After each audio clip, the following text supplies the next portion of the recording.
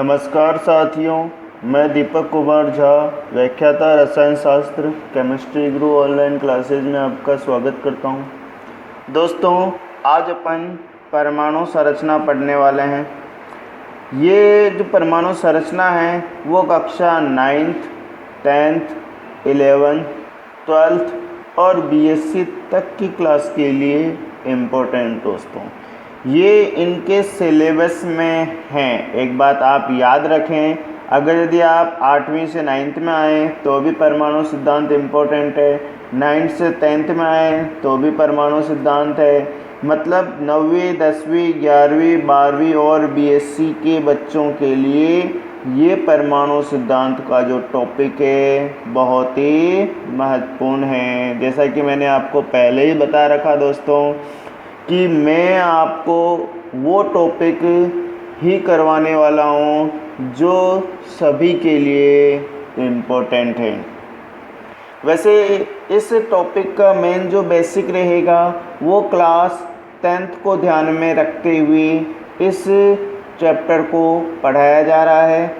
अगर यदि आप 8वीं से 9वीं में हैं या इन क्लासों में जो मैंने यहाँ मेंशन किए हैं 9वीं से लेकर के बीएससी तक के लिए, तो यहाँ जितने भी परमाणु सिद्धांत पढ़ाने वाला हूँ, चाहे वो डाल्टन का है, जे थॉम्सन का है, रदरफोर्ड का है अथवा बोर का है, या आगे भी कोई आने वाली सिद्धांत है, तो वो आप ध्यान से पढ़ें, क्योंकि यहाँ मैं बहुत ही इम्पोर्टेंट सिद्धांत बताने वाला हूँ। दोस्तों, इस पार्ट में अपन 3 प्रकार के सिद्धांत पढ़ने वाले हैं। एक तो पढ़ने वाले हैं जॉन डाल्टन का, दूसरा पढ़ने वाले हैं जे थॉम्सन का और तीसरा पढ़ने वाले हैं रदरफोर्ड का। 3 सिद्धांत बताने वाला हूं दोस्तों, सभी क्लास के लिए इम्पोर्टेंट है, सभी क्लास के लिए इम्पोर्टेंट है। ये 12th में फिजिक्स का पार्ट होता है। अगर यदि आप फिजिक्स में हैं, 12th में साइंस से लेते हैं या 11वीं में कोई भी पार्ट है, 11वीं में केमिस्ट्री है, 9वीं 10वीं में केमिस्ट्री है, बीएससी में केमिस्ट्री है, लेकिन 12th क्लास में ये फिजिक्स का पार्ट होता है दोस्तों, ये आप ध्यान रखें। तो ये अपना जो सिद्धांत है 3 वो इम्पोर्टेंट है, तो इनके बारे में डिटेल से पढ़ने वाले हैं। दोस्तों, हमारे चैनल को आप तुरंत लाइक कर दिया करें, सब्सक्राइब कर लें दोस्तों, ताकि आगे से आगे आपको नए वीडियो का नोटिफिकेशन तुरंत मिल जाए। सबसे पहले इस सिद्धांत में अपन बात कर रहे हैं डाल्टन का परमाणु सिद्धांत।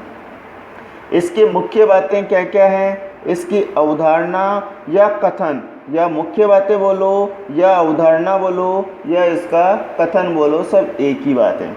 सबसे पहले बात है पदार्थ अविभाज्य सूक्ष्म कणों से बना होता है। कोई भी पदार्थ है तो वह अविभाज्य यानी जिसे विभाजित नहीं किया जा सकता है, जिसे विभाजित नहीं किया जा सकता है। सूक्ष्म कण यानी बहुत छोटे कण, बहुत ही छोटे कण जिसे नग्न आँखों से यानी खुली आँखों से नहीं देख सकते हैं। पदार्थ अविभाज्य सूक्ष्म कणों से बना होता है, जिसे क्या बोलते हैं दोस्तों, परमाणु बोलते हैं। दूसरा है एक ही तत्व के सभी परमाणु। एक ही तत्व के सभी परमाणु आपस में एक समान गुणों के होते हैं, यानी अगर यदि तत्व समान है तो उनके सभी परमाणु के गुण भी क्या होंगे, समान होंगे। इसी तरह से तीसरा है अलग अलग तत्वों के परमाणुओं के गुण सर्वथा यानी हमेशा अलग अलग होते हैं। अलग अलग तत्व हैं तो उनके परमाणुओं के गुण भी क्या होंगे, अलग अलग होंगे। चलो चौथी पे देख लेते हैं। परमाणु पदार्थ की सबसे छोटी इकाई है। परमाणु किसी भी पदार्थ की, चाहे कोई भी पदार्थ है, तो उसकी सबसे छोटी इकाई क्या होगी, परमाणु। और ये जो परमाणु है यही रासायनिक संयोजन का मतलब जुड़ना, जब 2 परमाणु आपस में जुड़ते हैं तो रासायनिक संयोजन हो जाता है। तो ये जो परमाणु है यही रासायनिक संयोजन में भाग लेती है। चलो नेक्स्ट देख लेते हैं। 2 या 2 से अधिक तत्वों के परमाणु आपस में क्रिया करके, जब 2 या 2 से अधिक तत्वों के परमाणु या एक ही तत्व के 2 या 2 से अधिक परमाणु जब आपस में क्रिया करते हैं तो अणु का निर्माण करते हैं और इस अणु को वर्तमान में अणु कहते हैं। लेकिन जब डाल्टन ने कहा था तो उससे बोला था यौगिक परमाणु। उसे क्या बोला था? यौगिक परमाणु कहा था। कब? जब डाल्टन ने बनाया था 1818 में, है ना। तो जब इसने बनाया था, परमाणु सिद्धांत दिया था दोस्तों, तब इसको एक बार तब इसको यौगिक परमाणु कहा था। चलो नेक्स्ट बात कर लेते हैं 6 नंबर पे। किसी भी भौतिक और रासायनिक अभिक्रिया में, चाहे वो भौतिक अभिक्रिया हो चाहे वो रासायनिक अभिक्रिया, जैसे बर्फ से पानी बनना, जल से वाष्प बनना, ये भौतिक अभिक्रिया है। आगे बात में रासायनिक अभिक्रिया, जैसे फलों का पकना, ये रासायनिक अभिक्रिया। तो किसी भी भौतिक अथवा रासायनिक अभिक्रिया में परमाणु न तो नष्ट होता है और ना ही उत्पन्न होता है, यानी कोई परमाणु न तो नष्ट होगा और ना ही बनेगा, अर्थात द्रव्यमान भी संरक्षित रहेगा और परमाणुओं की संख्या भी संरक्षित रहेगी। मतलब क्रियाकारक में जितने परमाणु होंगे उतने ही उत्पाद में होंगे। जैसे कि मैंने बोल दिया, कार्बन प्लस हाइड्रोजन मिल करके बना रहा है CH4। अब देखिए एक कार्बन है तो इधर भी कितना होगा? एक। इधर 4 हाइड्रोजन है तो इधर 2 ही है, तो इसको क्या करना पड़ेगा? 2 से गुणा करना पड़ेगा। तो किसी भी अभिक्रिया में, चाहे वो भौतिक अभिक्रिया हो या रासायनिक परिवर्तन हो या रासायनिक अभिक्रिया हो, उसमें द्रव्यमान भी संरक्षित रहता है और परमाणुओं की संख्या भी संरक्षित होती है।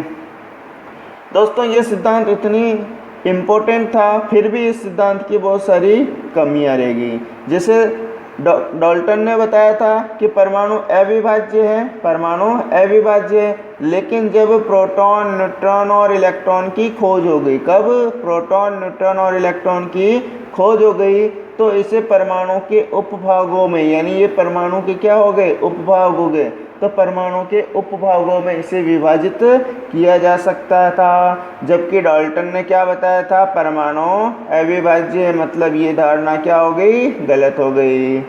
दूसरा बोल रहे हैं कि नाभिकीय अभिक्रियाओं के द्वारा एक तत्व के परमाणु को दूसरे तत्व के परमाणु में बदला जा सकता है। यानी एक तत्व के परमाणु, जैसे मैं बेरिलियम लेता हूँ, बेरिलियम के ऊपर दोस्तों अगर यदि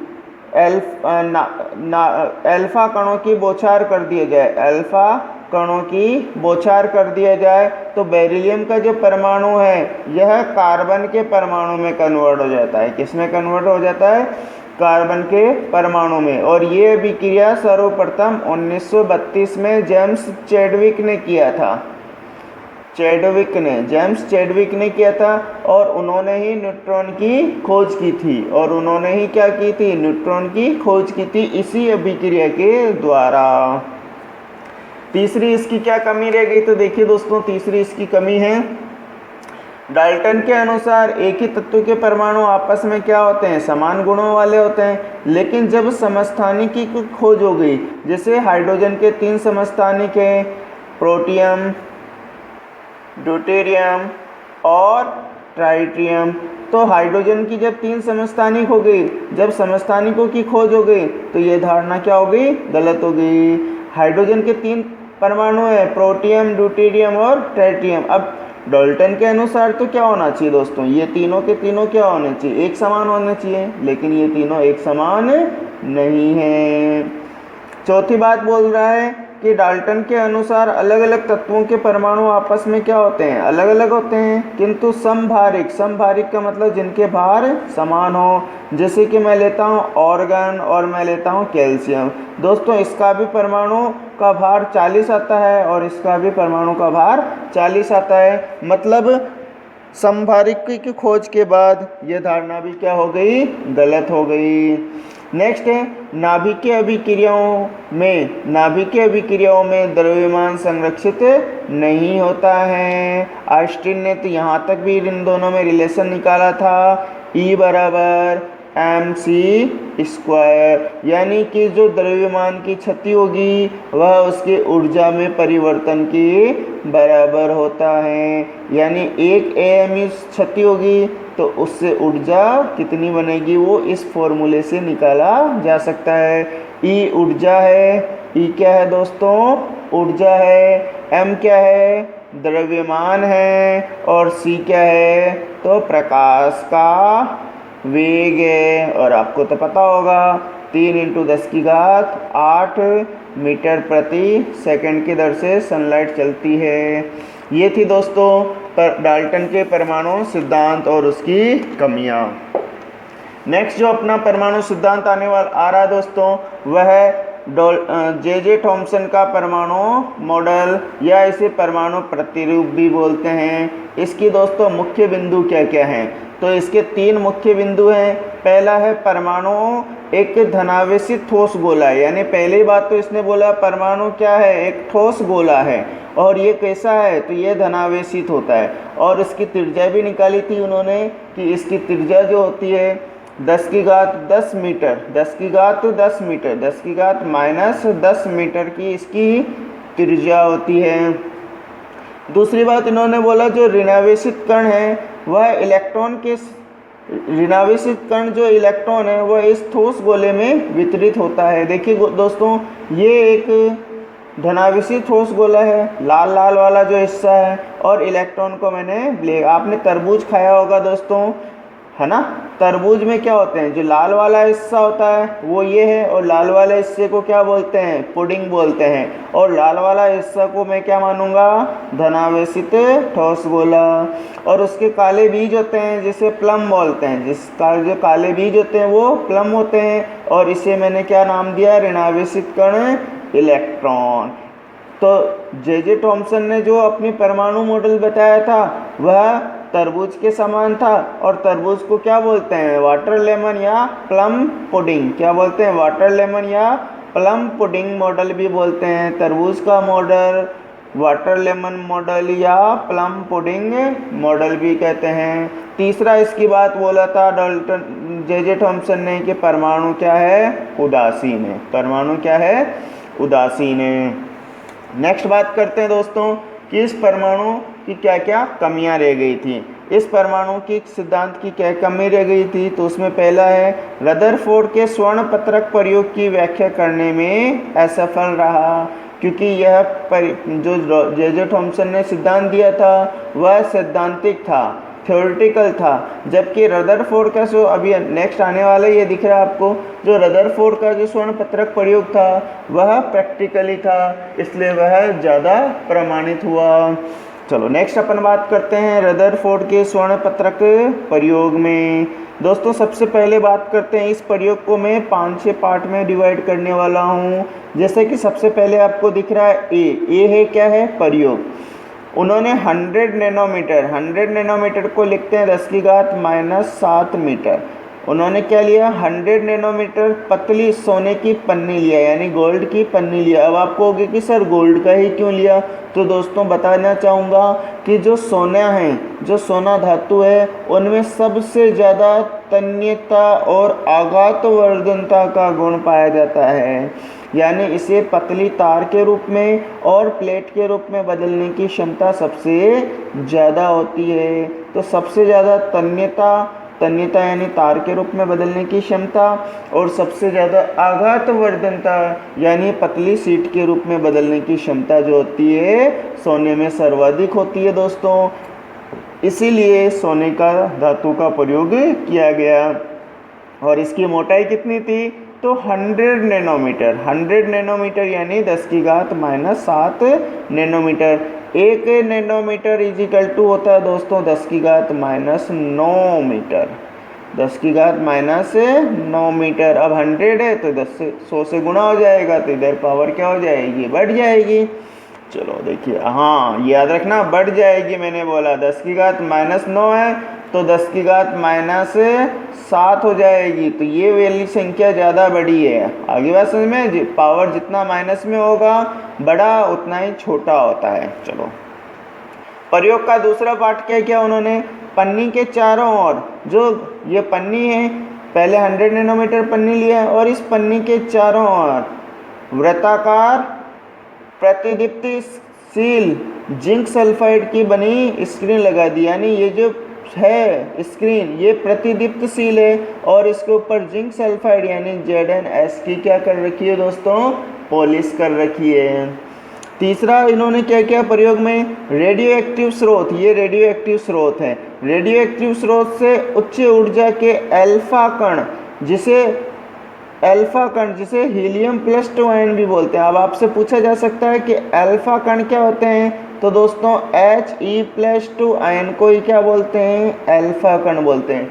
दूसरा इनडायरेक्टली ऐसा भी क्वेश्चन पूछा जा सकता है कि अल्फा कण के ऊपर कौन सा आवेश होता है, तो दिख रहा है दोस्तों प्लस का आवेश दिख रहा है, तो अल्फा कण के ऊपर धनावेश पाया जाता है। आगे बात समझ में, तो अल्फा कणों की बौछार कर दी। ये आपका अल्फा कण का स्रोत है, इसकी बौछार कर दी है ये पन्नी के ऊपर, तो ये वृत्ताकार स्क्रीन है। तो ये वाला जो पार्ट था ये अपना किसका पार्ट था, प्रयोग का। नेक्स्ट अपन बात कर रहे हैं, अगला जो पार्ट है वो है प्रेक्षण का।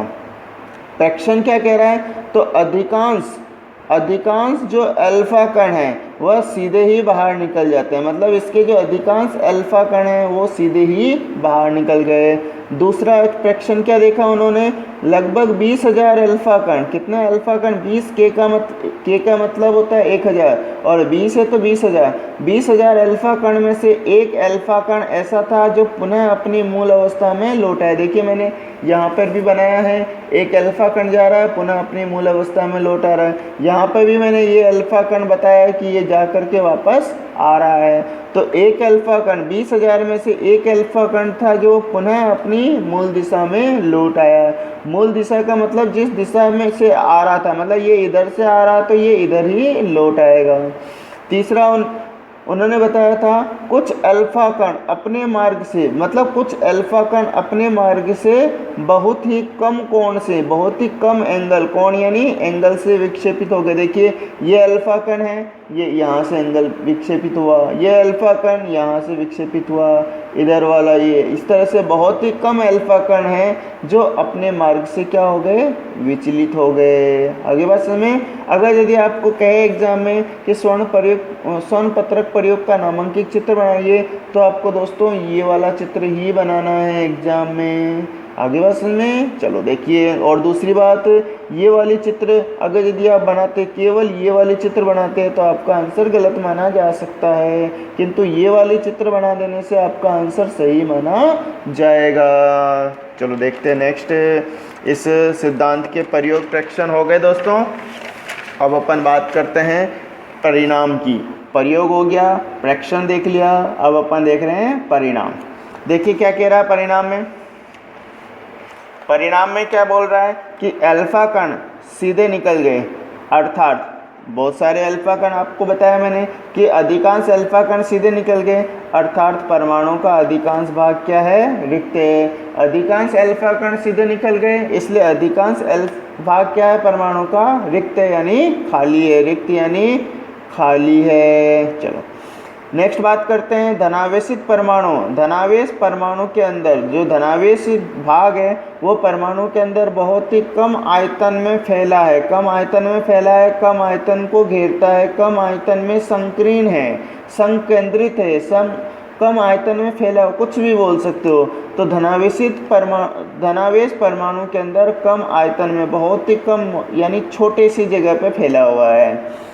तीसरा उन्होंने बताया था जो नाभिक का आकार है वो 10⁻⁻15 मीटर है, जबकि परमाणु की जो त्रिज्या है वह 10⁻⁻10 मीटर की कोटि का। अभी मैंने बताया था पावर जितना ज़्यादा होगा उतना ही वो संख्या छोटी होती है। ये संख्या छोटी है और ये संख्या बड़ी है। जैसे ये परमाणु है दोस्तों, तो इसके अंदर नाभिक होगा। अब नाभिक की त्रिज्या छोटी होगी कि परमाणु की, है ना, तो परमाणु की छोटी होगी, तो इसलिए इसकी घात 10⁻⁻15 है। चलो नेक्स्ट बात करते हैं इसका डी पॉइंट। डी पॉइंट क्या ले रहा है कि रदरफोर्ड का परमाणु सिद्धांत। देखिए अपन ने प्रयोग देख लिया, प्रेक्षण देख लिया, परिणाम देख लिया, तो उन परिणामों के आधार पर जो उपरोक्त परिणाम आए थे, परिणाम को देख करके रदरफोर्ड ने अपना परमाणु सिद्धांत दिया। रदरफोर्ड ने क्या दिया, अपना परमाणु सिद्धांत दिया। क्या दिया उन्होंने, पहला परमाणु का जो धनावेशित भाग है, परमाणु का जो धनावेशित भाग है उसे उन्होंने क्या नाम दिया दोस्तों, नाभिक नाम दिया, जो कि उन्होंने बताया परमाणु के केंद्र में होता है। यानी परमाणु का जो धनावेशित वाला भाग है उसे नाभिक कहते हैं और नाभिक परमाणु के क्या होते हैं, केंद्र में होता है। दूसरा, नाभिक के चारों ओर वृत्ताकार पथ में इलेक्ट्रॉन चक्कर लगाते हैं।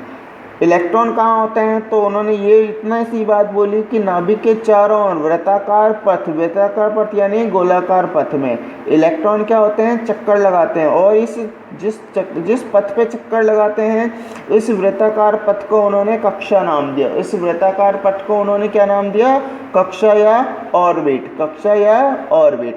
तीसरा, उन्होंने अपने सिद्धांत के अंदर जो बात बोली थी वो बोली थी जो इलेक्ट्रॉन है और नाभिक है, अब इलेक्ट्रॉन पे ऋणावेशित है, नाभिक के ऊपर धनावेशित है, तो आपस में विद्युत आकर्षण बल यानी जो विपरीत आवेश के बीच में लगने वाला बल है, यानी इलेक्ट्रॉन पे ऋणावेश और नाभिक के ऊपर जो धनावेश है उन दोनों के बीच में जो लगने वाला आकर्षण बल है, इस बल को ही विद्युत आकर्षण बल कहते हैं।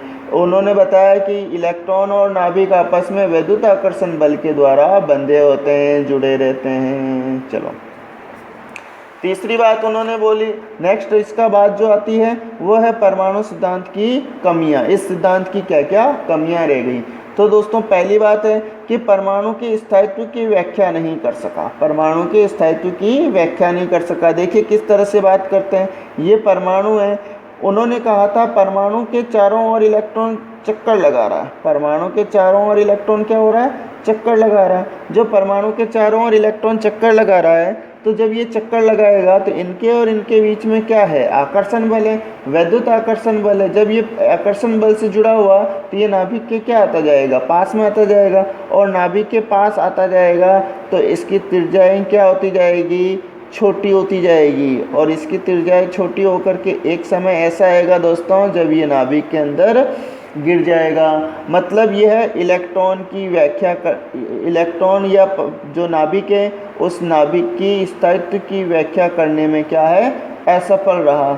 उनके अकॉर्डिंग यह नाभिक स्थायी नहीं होना चाहिए, जबकि परमाणु क्या होता है, स्थायी होता है। यानी परमाणु के स्थायित्व की व्याख्या करने में असफल रहा। दूसरा है परमाणु में इलेक्ट्रॉन की व्याख्या करने में, या जो इलेक्ट्रॉन की व्यवस्था है, इलेक्ट्रॉन की संरचना है, उसकी व्याख्या करने में भी क्या रहा दोस्तों, असफल रहा। आप बोलोगे कि सर इलेक्ट्रॉन की व्यवस्था कैसी होती है। बिल्कुल दोस्तों, उन्होंने कहा कि इलेक्ट्रॉन दीर्घ वृत्ताकार या वृत्ताकार जो पथ है उनमें चक्कर लगाते हैं। इलेक्ट्रॉन क्या बताया था, नाभिक के चारों ओर वृत्ताकार पथ में चक्कर लगाते हैं। अब एक परमाणु में तो कई सारे इलेक्ट्रॉन होते हैं, जैसे हाइड्रोजन में 1 होता है, हीलियम में 2 होता है ना, लिथियम में 3 होते हैं। अब ऐसी स्थिति में उन्होंने इन कक्षाओं के बारे में नहीं बताया था। जैसे कि बोर ने अपने जो अगला सिद्धांत आएगा वो बोर है, तो बोर ने बताया था कि L, M, N ऐसी जो कक्षाएं हैं उनमें चक्कर लगाते हैं और उनमें इलेक्ट्रॉनों की संख्या को भी आइडेंटिफाई किया था। लेकिन रदरफोर्ड ने ऐसा नहीं किया था। रदरफोर्ड ने केवल इतना सा कहा था कि नाभिक के चारों वृत्ताकार पथ में इलेक्ट्रॉन चक्कर लगाते हैं, जिन्हें उन्होंने ऑर्बिट नाम दिया था। लेकिन ये नहीं बताया था कि इस ऑर्बिट में कितने इलेक्ट्रॉन होते हैं, क्योंकि दोस्तों आपको पता है इलेक्ट्रॉन पे कौन से आवेश होते हैं, ऋणावेश। जब ये इलेक्ट्रॉन दोनों एक दूसरे के पास में आएंगे तो एक दूसरे को क्या करेंगे, प्रतिकर्षित करेंगे। जब ये प्रतिकर्षित करेंगे तो एक साथ रह नहीं पाएंगे। ऐसी स्थिति में इनका क्या हो जाएगा, स्थायित्व समाप्त हो जाएगा। तो इनकी व्याख्या यानी व्यवस्था की व्याख्या और परमाणु के स्थायित्व की व्याख्या करने में ये क्या हुआ, असफल रहा। उम्मीद करता हूँ दोस्तों आज आपको 3 सिद्धांत पर समझ में आ गया होगा। अगला जो सिद्धांत है अपना वो बोर सिद्धांत रहेगा। कौन सा सिद्धांत है दोस्तों, बोर सिद्धांत। मैंने स्पेशली कह दिया ये क्लास 10th के अकॉर्डिंग है। स्पेशली ये अभी तक जो मैंने बताया ये 9th, 10th, 11th, 12th सबके लिए है। लेकिन अपना जो एम्स है, मेन उद्देश्य बोर्ड की कक्षाओं को ध्यान में रख करके वीडियोस तैयार करना। अगला जो सिद्धांत है वो अपना बोर का सिद्धांत होगा। थैंक यू दोस्तों।